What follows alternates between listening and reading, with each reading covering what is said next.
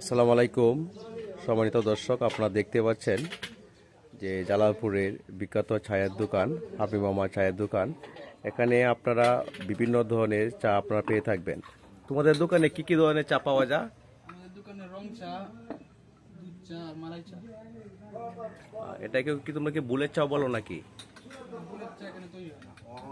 তাহলে এই চা কি তোমরা একদম গাভীর দুধ দিয়ে তৈরি করো নাকি? প্রতিদিন তোমাদের এখানে প্রায় কত টাকার বিক্রি হয়ে থাকে আনুমানিক? আনুমানিক তো এটা আমি বলতে পারবো না, আমার আব্বু বলতে পারবে, হিসাব করে। মিনিমাম 10-15 হাজার টাকা বিক্রি হয় এরকম আনুমানিক না? না, এত হবে না। 10,000 টাকা হয় মনে হয়। আপনারা দেখতে পাচ্ছেন যে চায়ের দোকান। আপনারা যে যেখান থেকে ভিডিওটি দেখছেন অবশ্যই ভিডিওটি আপনারা অন্যদের মাঝে শেয়ার করে দিবেন এবং দেখার সুযোগ করে দিবেন। আর আপনি যখনই সময় পাবেন অবশ্যই কিশোরগঞ্জ জালালপুর বাজারে আপনার চা খাওয়ার জন্য চলে আসবেন। এত তো রমজান মাস, এই জন্য আপনাদেরকে বেশি কিছু দেখাতে পারলাম না।